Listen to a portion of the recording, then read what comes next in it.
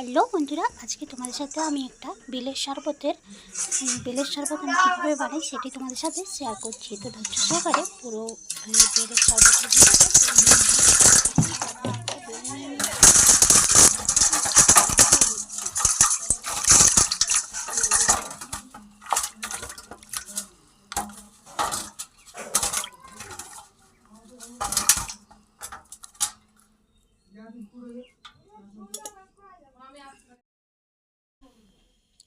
তো তার জন্য আমি বেলটা কিন্তু যে বেলটা পরিষ্কার করে ধুয়ে রেখেছিলাম, বেলটা কিন্তু আমি ছাড়িয়ে নিয়েছি। এরপর আমি আধটা বেলে দিয়ে শরবত করব।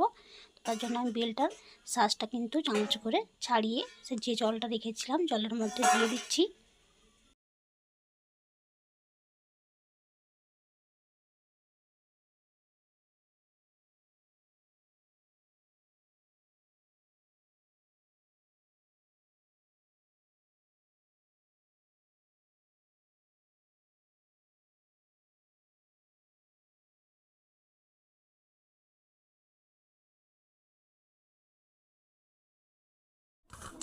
তো আমি এখানে বেলটা কিন্তু জলের মধ্যে দিয়ে বেলের শাঁসটা ছাড়িয়ে নিয়েছি। এরপর আমি ভালো করে কিন্তু শাঁস থেকে আঠাটা বের করে নিয়ে খুব সুন্দর করে কিন্তু আমি দিয়ে নেবো এটা।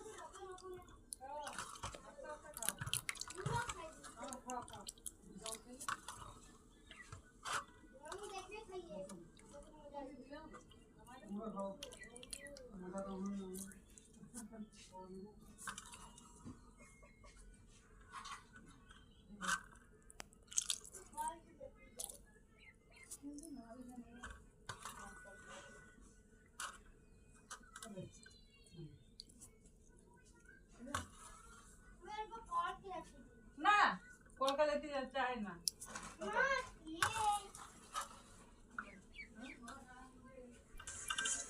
আমি কিন্তু বেলের থেকে আঠার যে বীজগুলো আর আঠার ইয়াটা ছিল সেটা কিন্তু আমি আলাদা করে ফেলে দিয়েছি। তো বেলের শরবতের দেখতে পেয়েছো কালারটা খুবই সুন্দর হয়ে গেছে।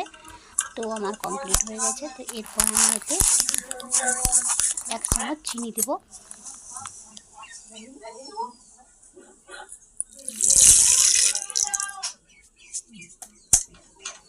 এরপর আমি কিন্তু চামচ করে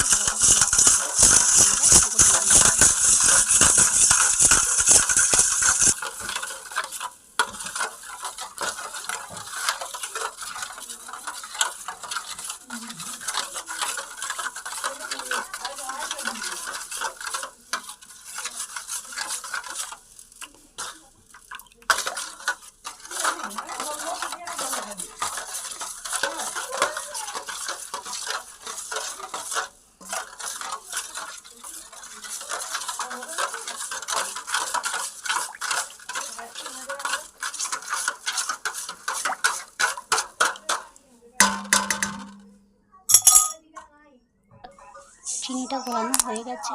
চিনিটা কিন্তু গলে গেছে। এরপর আমি একটা কাঁচের গ্লাস নিয়ে নিয়েছি আর একটা চামচ।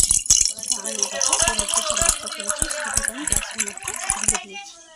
তো আমার বেলের শরবত কিন্তু আমার করা কমপ্লিট হয়ে গেছে। তো তোমরা সকলে এইভাবে বানিয়ে খেও, অবশ্যই কিন্তু ভালো লাগবে আর শরীরও ঠান্ডা হয় বেলের শরবত।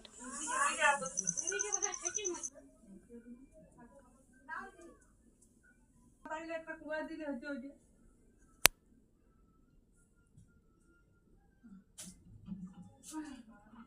আজ ওটা ভাত ঢালি দিই কিন্তু